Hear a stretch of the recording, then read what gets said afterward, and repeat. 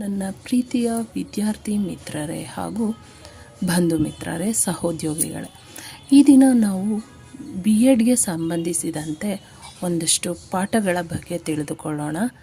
ಮೊದಲು B Ed ಅಂದರೆ ಏನು ಅಂತ ತಿಳ್ಕೊಳ್ಳೋಣ. ಬಿ ಎಡ್ ಸಾಮಾನ್ಯ ಒಂದು ತರಗತಿಯಲ್ಲ, ಸಾಮಾನ್ಯವಾಗಿ ಕಲಿಯುವ ಪಾಠವಲ್ಲ, ತರಗತಿಯ ಮಧ್ಯದಲ್ಲಿ ಕಲಿಯುವ ಪಾಠದ ರೀತಿಯ ಅಲ್ಲ. ಇದೊಂದು ತರಬೇತಿಯಾಗಿರೋದ್ರಿಂದ ಪ್ರತಿಯೊಬ್ಬ ವ್ಯಕ್ತಿಯು ತಾನು ಶಿಕ್ಷಕನಾಗಬೇಕು ಅಂತ ಅಂದ್ಕೊಂಡ್ರೆ ಆ ತರಬೇತಿಯನ್ನು ಪಡೆದಷ್ಟು ಅವನ ಜ್ಞಾನ ಮಟ್ಟ, ಅವನ ಕಲಿಸುವಿಕೆಯ ಮಟ್ಟ ಹೆಚ್ಚಾಗುತ್ತೆ ಅನ್ನೋದಕ್ಕೋಸ್ಕರ ಸರ್ಕಾರದವರು ಯಾರ್ಯಾರು ಶಿಕ್ಷಕ ಆಕಾಂಕ್ಷಿಗಳಾಗಿದ್ದಾರೆ ಅವ್ರಿಗೆಲ್ಲ ಬಿ ಎಡನ್ನು ಕಂಪಲ್ಸರಿ ಅಂದರೆ ಕಡ್ಡಾಯವನ್ನಾಗಿ ಮಾಡಿದ್ದಾರೆ. ಈ ಬಿ ಎಡನ್ನು ಮಾಡೋದ್ರಿಂದ ಏನಾಗತ್ತೆ, ಏನಕ್ಕೆ ಮಾಡಲೇಬೇಕು ಅಂತ ಮಾಡಿದ್ದಾರೆ ಅಂತಂದರೆ, ಮಕ್ಕಳ ಕಲಿಸುವಿಕೆ ಗುಣಮಟ್ಟವನ್ನು ಹೆಚ್ಚು ಮಾಡೋಕ್ಕೆ, ಮಕ್ಕಳಿಗೆ ಹೇಗೆ ಕಲಿಸಬೇಕು ಅನ್ನೋದನ್ನು ತಿಳಿಸೋದಕ್ಕೆ ಬಿ ಎಡ್ಗೆ ಸೇರ್ಕೋಬೇಕು. ನಾವೆಲ್ಲ ಏನು ಮಾಡ್ತೀವಿ, ಬಿ ಎಡಿಗೆ ಯಾಕೆ ಸೇರ್ಕೋತೀವಿ?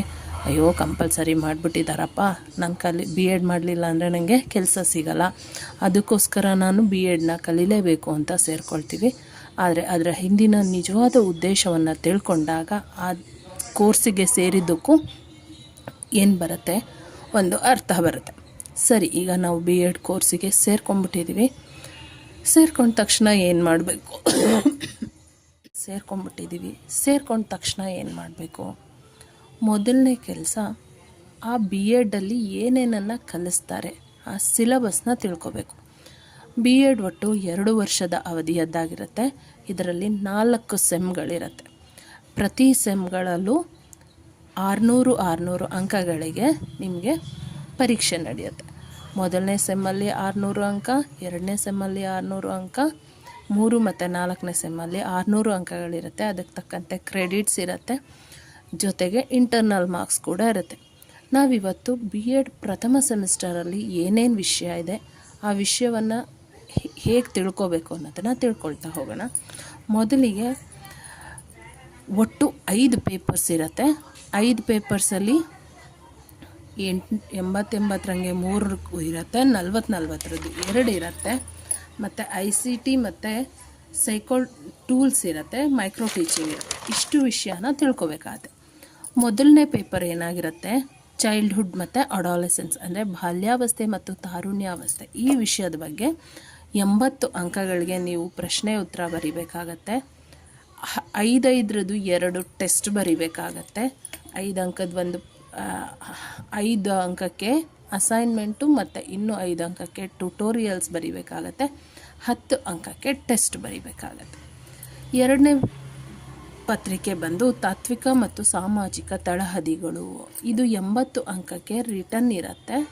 ಇನ್ನು 20 ಅಂಕ ಇಂಟರ್ನಲ್ಸ್ ಆಗಿರುತ್ತೆ. ಇದರಲ್ಲಿ 10 ಅಂಕಕ್ಕೆ ಟೆಸ್ಟು ಮತ್ತು ಅಸೈನ್ಮೆಂಟ್ ಇರುತ್ತೆ, ಇನ್ನು 10 ಅಂಕಕ್ಕೆ ಟ್ಯುಟೋರಿಯಲ್ಸ್ ಇರುತ್ತೆ. ಶೈಕ್ಷಣಿಕ ತಂತ್ರಜ್ಞಾನ ಅಂತ 3ನೇ ಪತ್ರಿಕೆ. ಇದು ಸಹ 80 ಅಂಕಗಳಿಗೆ ಬರೀಬೇಕಾಗತ್ತೆ. ಇದರಲ್ಲಿ 10 ಅಂಕ ಇಂಟರ್ನಲ್ಸ್, ಅಸೈನ್ಮೆಂಟ್ ಮತ್ತು ಟ್ಯುಟೋರಿಯಲ್ಸ್ ಇರುತ್ತೆ, ಇನ್ನು 10 ಅಂಕಕ್ಕೆ ಟೆಸ್ಟ್ ಬರೀಬೇಕಾಗತ್ತೆ. 4ನೇ ಪತ್ರಿಕೆ ಬಂದು ಬೋಧನಾಶಾಸ್ತ್ರ ಅಥವಾ ಪೆಡಗಾಗಿ ಅಂತ ಹೇಳ್ತೀವಿ. ಇದರಲ್ಲಿ 40 ಅಂಕಕ್ಕೆ ನೀವು ರಿಟರ್ನ್ ಇರುತ್ತೆ, ಇನ್ನು 5 ಅಂಕಕ್ಕೆ ಟೆಸ್ಟ್ ಬರೀತೀರಾ, ಇನ್ನು 5 ಅಂಕಕ್ಕೆ ಅಸೈನ್ಮೆಂಟ್ ಅಥವಾ ಟ್ಯುಟೋರಿಯಲ್ಸ್ ಕೊಡ್ತೀರಾ. ಅದೇ ರೀತಿ ಇನ್ನೊಂದು ಪೆಡಗಾಗಿ 2. ನೀವು ಪೆಡಗಾಗಿ 1ನಲ್ಲಿ ಭಾಷೆ ಬಗ್ಗೆ ತಿಳ್ಕೊಂಡ್ರೆ, ಪೆಡಗಾಗಿ 2ನಲ್ಲಿ ನೀವು ಯಾವ ವಿಷಯವನ್ನು ತೊಗೊಂಡಿರ್ತೀರ, ಸಮಾಜ ತೊಗೊಂಡಿರ್ಬೋದು, ವಿಜ್ಞಾನ ತೊಗೊಂಡಿರ್ಬೋದು, ಮ್ಯಾಥ್ಸ್ ತೊಗೊಂಡಿರ್ಬೋದು, ಕೆಮಿಸ್ಟ್ರಿ ತೊಗೊಂಡಿರ್ಬೋದು, ಬಯಾಲಜಿ ತೊಗೊಂಡಿರ್ಬೋದು, ನೀವು ಯಾವ ವಿಷಯದಲ್ಲಿ ಹೆಚ್ಚು ಒಲವನ್ನು ಹೊಂದಿರ್ತೀರ ಅದರ ಬಗ್ಗೆ ತೊಗೋಬೇಕಾಗತ್ತೆ. ಇದು ಸಹ 40 ಅಂಕಕ್ಕೆ ರಿಟರ್ನ್ ಇದ್ದು, ಇನ್ನು 5 ಅಂಕಕ್ಕೆ ಟ್ಯುಟೋರಿಯಲು, ಇನ್ನು 5 ಅಂಕಕ್ಕೆ ಟೆಸ್ಟ್ ಇರುತ್ತೆ. ನೆಕ್ಸ್ಟ್ ಮುಂದಕ್ಕೆ ಹೋದರೆ 6ನೇ ಪತ್ರಿಕೆ ಬಂದು ಐ ಸಿ ಟಿ ಅಂತ ಹೇಳ್ತೀವಿ. ಈ ಐ ಸಿ ಟಿ ಅಂದರೆ ಕಂಪ್ಯೂಟರ್ಗೆ ಸಂಬಂಧಿಸಿದಂತೆ ನೀವು 50 ಅಂಕಗಳಿಗೆ ಇದೆ ಟೆಸ್ಟ್ ಬರೀಬೇಕು. ಜೊತೆಗೆ 40 ಅಂಕಗಳಿಗೆ ನಿಮಗೆ ಇಂಟರ್ನಲ್ ಮಾರ್ಕ್ಸ್ ಇರುತ್ತೆ, 10 ಅಂಕಗಳಿಗೆ ಟೆಸ್ಟನ್ನು ಬರೀಬೇಕಾಗತ್ತೆ. ಇನ್ನು 7ನೇದು ಸೈಕೋಸೋಷಿಯಲ್ ಟೂಲ್ಸ್ ಮತ್ತು ಟೆಕ್ನಿಕ್ಗಳನ್ನ ಹೇಗೆ ಬಳಸ್ಕೊಳ್ಳೋದು ಅನ್ನೋದಕ್ಕೆ, ಇದನ್ನು ಕೂಡ ಇಂಟರ್ನಲ್ಸ್ ಆಗಿರುತ್ತೆ. ಇದು ನಿಮ್ಮ ಕಾಲೇಜಿನ ವತಿಯಿಂದ ನಡೆಸ್ತಾರೆ. ಎಂಟನೇದು ಮೈಕ್ರೋ ಟೀಚಿಂಗ್ ಮತ್ತು ಇಂಟಿಗ್ರೇಷನ್ ಅಂತ ಇರುತ್ತೆ. ಇಂಟಿಗ್ರೇಷನ್ ಇರುತ್ತೆ. ಇದು ಸಹ ನೀವು ತರಗತಿಯಲ್ಲಿ ಹೇಗೆಲ್ಲ ನಡ್ಕೋತೀರಾ, ನಿಮ್ಮ ತರಗತಿಯ ನಡವಳಿಕೆ, ತರಗತಿಯಲ್ಲಿ ಏನೇನೆಲ್ಲ ಕಲಿಸ್ಬೇಕು ಅನ್ನೋದನ್ನು ವಿಭಾಗಗಳು ಮಾಡಿ ಕಲಿಸ್ಕೊಡ್ತಾ ಹೋಗ್ತಾರೆ. 20 ಅಂಕದ್ದು 2 ಅಸೈನ್ಮೆಂಟ್ ಇರುತ್ತೆ, 10 ಅಂಕದ್ದು ಒಂದು ಟೆಸ್ಟ್ ಇರುತ್ತೆ, ಇನ್ನು 5 ಅಂಕಗಳಿಗೆ 2 ನಿಮಗೆ ಕ್ಲಾಸ್ ನೋಡಿ ಅಂಕಗಳನ್ನ ಕೊಡ್ತಾರೆ. ಒಟ್ಟು 600 ಅಂಕಗಳಿಗೆ ಫಸ್ಟ್ ಸೆಮ್ ಇರುತ್ತೆ. ಈ 600 ಅಂಕಗಳಿಗೆ ನೀವು ಎಷ್ಟು ಹೆಚ್ಚು ಗಳಿಕೆ ಮಾಡ್ಬೋದು ಅನ್ನೋದನ್ನು ಕಲಿತಾ ಹೋಗ್ಬೋದು. ನಾವು ಈಗ ಒಂದೊಂದಾಗಿ ವಿಷಯವಾರು ಕಲಿತಾ ಹೋಗೋಣ. ಪ್ರತಿಯೊಂದು ವಿಷಯದಲ್ಲೂ ಎಷ್ಟೆಷ್ಟು ಯೂನಿಟ್ಗಳಿರುತ್ತೆ ಅಂತ ಹೇಳ್ತಾ ಹೋಗ್ತೀನಿ. ಮೊದಲಿಗೆ ಚೈಲ್ಡ್ಹುಡ್ ಅಡಾಲಸೆನ್ಸ್ ಅಥವಾ ಬಾಲ್ಯಾವಸ್ಥೆ ಮತ್ತು ತಾರುಣ್ಯಾವಸ್ಥೆ, ಈ ಪಾಠದಲ್ಲಿ 5 ಯೂನಿಟ್ಸ್ ಇರುತ್ತೆ. ಪ್ರತಿಯೊಂದು ಯೂನಿಟ್ಸಲ್ಲೂ ಒಂದೊಂದು ಪ್ರಶ್ನೆಗಳು ಕಡ್ಡಾಯವಾಗಿ ಬರುತ್ತೆ. ನೀವು ಈ 5 ಯೂನಿಟ್ನಲ್ಲಿ ಒಂದೊಂದು ಪ್ರಶ್ನೆ 10 ಅಂಕಕ್ಕೆ ಕಲಿತಾ ಹೋದರೆ ನಿಮ್ಮ ಸ್ಕೋರಿಂಗ್ ಈಸಿ ಆಗುತ್ತೆ. ತಾತ್ವಿಕ ಮತ್ತು ಸಾಮಾಜಿಕ ತಳಹದಿಗಳು 80 ಅಂಕಕ್ಕೆ ಬರೀಬೇಕಾಗತ್ತೆ. ಇದರಲ್ಲಿ 4 ಯೂನಿಟ್ ಇರುತ್ತೆ. ಪ್ರತಿಯೊಂದು ಯೂನಿಟ್ ಅಂದರೆ ಪಾಠ ಅಂತ ಅಂದ್ಕೊಳ್ಳಿ. 4 ಯೂನಿಟ್ ಇರುತ್ತೆ. ಪ್ರತಿಯೊಂದು ಪಾಠದಿಂದನೂ 10 ಅಂಕದ 4 ಪ್ರಶ್ನೆಗಳು ಬರುತ್ತೆ. ನೀವು 5 ಪ್ರಶ್ನೆಗಳಿರುತ್ತೆ. 5ರಲ್ಲಿ ಯಾವುದಾದ್ರೂ 4 ಬರೀರಿ ಅಂತ ಹೇಳ್ತಾರೆ. 10 ಅಂಕದ ಪ್ರಶ್ನೆಗಳು ಮತ್ತು 5 ಅಂಕದ ಪ್ರಶ್ನೆಗಳು ಮತ್ತು 3 ಅಂಕದ ಪ್ರಶ್ನೆಗಳು ಮಾತ್ರ BEd ಅಲ್ಲಿ ಬರೋದಕ್ಕೆ ಸಾಧ್ಯ ಇರುತ್ತೆ. ಶೈಕ್ಷಣಿಕ ತಂತ್ರಜ್ಞಾನದಲ್ಲಿ 4 ಯೂನಿಟ್ ಇರುತ್ತೆ. 4 ಯೂನಿಟಲ್ಲಿ 10 ಅಂಕದ 4 ಪ್ರಶ್ನೆಗಳು ಕಡ್ಡಾಯವಾಗಿ ಬರುತ್ತೆ. ಇನ್ನು 5 ಅಂಕದ ಪ್ರಶ್ನೆಗಳು ಮತ್ತು 3 ಅಂಕದ ಪ್ರಶ್ನೆಗಳು ಸಾಮಾನ್ಯವಾಗಿ ಬರುತ್ತೆ. ಪೆಡಗಾಗಿ ಇದು ಭಾಷೆಗೆ ಸಂಬಂಧಿಸಿದ್ದು. ಇದರಲ್ಲಿ ಭಾಷಾ ಬೋಧನಾಶಾಸ್ತ್ರ, ನೀವು ಯಾವ ವಿಷಯ ತೊಗೊಂಡಿರ್ತೀರ, ಕನ್ನಡ ಆದರೆ ಕನ್ನಡ, ಇಂಗ್ಲೀಷ್ ಆದರೆ ಇಂಗ್ಲೀಷ್, ಈ 2 ಭಾಷೆಯಲ್ಲಿ ಭಾಷೆ ಅಂದ್ರೇನೋ ಆ ಭಾಷೆಯನ್ನು ಬೋಧಿಸುವ ವಿಧಾನಗಳನ್ನ ಹೇಳ್ಕೊಡ್ತಾ ಹೋಗ್ತಾರೆ. ಇದು ಸಹ 40 ಅಂಕಗಳಿಗೆ ಇರುತ್ತೆ.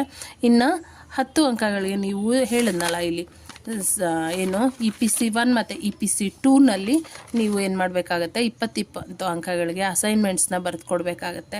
ನಿಮ್ಗೆ ಏನು ಆ್ಯಕ್ಟಿವಿಟಿ ಕೊಟ್ಟಿರ್ತಾರೆ ಅದು ಈ ಪೆಡಗಾಗಿಗೆ ಸಂಬಂಧಪಟ್ಟಿದ್ದಂಗೆ ಆಗಿರುತ್ತೆ. ಇನ್ನು ಪೆಡಗಾಗಿ 2 ಕೂಡ ಭಾಷೆ ಹಾಗೇನೆ, ಆದರೆ ಇದು ಕೋರ್ ಸಬ್ಜೆಕ್ಟ್ ಆಗಿರುತ್ತೆ. ಈ ಕೋರ್ ಸಬ್ಜೆಕ್ಟಲ್ಲಿ 40 ಅಂಕದ ಪ್ರಶ್ನೆಗಳಿಗೆ ಬರೀತೀರಾ. ಇದರಲ್ಲೂ 4 ಅಥವಾ 5 ಯೂನಿಟ್ ಇರುತ್ತೆ. ಯೂನಿಟ್ಸ್ ಎಷ್ಟಿದೆ ಅಂದರೆ ಇದರಲ್ಲಿ 5 ಯೂನಿಟ್ ಇದೆ. ಇದರಲ್ಲೂ ಯೂನಿಟ್ಸು 5 ಇದೆ. 5 ಯೂನಿಟಲ್ಲಿ ಒಂದೊಂದು ಪ್ರಶ್ನೆ 10 ಅಂಕದ 4 ಪ್ರಶ್ನೆಗಳನ್ನ ಕಲ್ತ್ಕೊಂಡ್ರು. ಇಲ್ಲೇನಾಗಿರುತ್ತೆ, ಸೇಮ್ ಪ್ರಶ್ನೆ ಪತ್ರಿಕೆ ಮಾದರಿ ಹೇಗಿರುತ್ತೆ, 10 ಅಂಕದ 2 ಪ್ರಶ್ನೆಗೆ ಬರೀಬೇಕಾಗತ್ತೆ, 5 ಅಂಕದ 4 ಪ್ರಶ್ನೆಗೆ ಬರೀಬೇಕಾಗತ್ತೆ. 10 ಅಂಕದ 2 ಅಂದರೆ 20 40 ಪ್ರಶ್ನೆಗಳಿಗೆ 40 ಅಂಕಗಳಿಗೆ ನೀವು ಉತ್ತರನ ಬರೀಬೇಕಾಗತ್ತೆ. ಇದರಲ್ಲಿ 3 ಅಂಕದ ಪ್ರಶ್ನೆಗಳು ಕೂಡ ಬಂದಿರುತ್ತೆ. ನಾನು ನಿಮಗೆ ಪ್ರಶ್ನೆ ಪತ್ರಿಕೆ ಮಾದರಿಯನ್ನು ಮುಂದಿನ ದಿನಗಳಲ್ಲಿ ತಿಳಿಸ್ಕೊಡ್ತಾ ಹೋಗ್ತೀನಿ. ಈ ಇಷ್ಟು ವಿಷಯಗಳನ್ನ ತಿಳ್ಕೊಂಡ್ರೆ ಮೊದಲು ನೀವು ಏನು ಓದಬೇಕು ಅನ್ನೋದನ್ನು ಒಂದು ರೀತಿ ಮಾಡ್ಕೊಳ್ಳಿ. ಅದರ ಪ್ರಕಾರ ಓದ್ತಾ ಹೋಗಿ. ನಿಮ್ಮ ಪ್ರತಿಯೊಂದು ವಿಷಯನ ಸಮೂಲವಾಗಿ ತಿಳ್ಕೊಂಡಾಗ, ನೀವು ಆ ವಿಷಯದ ಬಗ್ಗೆ ಸಂಪೂರ್ಣ ಜ್ಞಾನವನ್ನು ತಿಳ್ಕೊಂಡಾಗ ಪರೀಕ್ಷೆ ಎದುರಿಸೋದು ತುಂಬ ಸುಲಭ ಆಗುತ್ತೆ. BEd ಪರೀಕ್ಷೆ ಎದುರಿಸೋದು ತುಂಬ ಕಷ್ಟ ಏನಲ್ಲ, ಅತ್ಯಂತ ಸುಲಭವಾಗಿ ನೀವು ಪರೀಕ್ಷೆಗಳನ್ನ ಅತ್ಯಂತ ಧೈರ್ಯದಿಂದ ಎದುರಿಸಿ. ನಾನು ನಿಮಗೆ ಮುಂದೆ ಹೇಳ್ಕೊಡ್ತಾ ಹೋಗ್ತೀನಿ ಹೇಗೆ ಓದಬೇಕು, ಯಾವ್ಯಾವ ಯೂನಿಟು ತುಂಬ ಇಂಪಾರ್ಟೆಂಟು, ಆ ಯೂನಿಟಲ್ಲಿ ಬರುವಂಥ ಪ್ರಶ್ನೆಗಳೇನು, ಪ್ರಶ್ನೆ ಪತ್ರಿಕೆಯನ್ನು ಇಟ್ಕೊಂಡು ನಾನು ನಿಮಗೆ ಪ್ರಶ್ನೆಗಳನ್ನ ಹೇಳ್ಕೊಡ್ತಾ ಹೋಗ್ತೀನಿ. ಜೊತೆಗೆ ಉತ್ತರಗಳನ್ನೂ ತಿಳಿಸ್ಕೊಡ್ತಾ ಹೋಗ್ತೀನಿ. ಉತ್ತರ ಬರೆಯೋ ರೀತಿಗಳನ್ನ ಹೇಳ್ಕೊಡ್ತಾ ಹೋಗ್ತೀನಿ. ತುಂಬ ಉತ್ತಮ ರೀತಿಯಲ್ಲಿ ಅಂಕಗಳನ್ನ ಗಳಿಸ್ಕೊಳ್ಳೋದನ್ನ ಹೇಳ್ಕೊಡ್ತಾ ಹೋಗ್ತೀನಿ. ನನ್ನ ಈ ಎಲ್ಲ ವಿಷಯಗಳಿಗೆ ನನ್ನ ಚಾನಲ್ನ ಸಬ್ಸ್ಕ್ರೈಬ್ ಮಾಡಿ ಫಾಲೋ ಮಾಡ್ಕೊಂಡು ಹೋಗ್ತಾ ಇದ್ದರೆ ನಿಮ್ಮ ಪ್ರತಿಯೊಂದು BEd ನಡೆಸೋದು ಪ್ರತಿಯೊಂದು ವಿಷಯದಲ್ಲೂ ಈಸಿ ಆಗುತ್ತೆ. ಪ್ರತಿ ಸೆಮ್ಗಳಲ್ಲೂ ಫಾಲೋ ಮಾಡ್ಕೊಳ್ತಾ ಹೋದರೆ ಪ್ರತಿ ಸೆಮ್ಮಲ್ಲೂ ನೀವು ಉತ್ತಮ ಅಂಕಗಳನ್ನ ಗಳಿಸ್ಕೊಳ್ಬೋದು.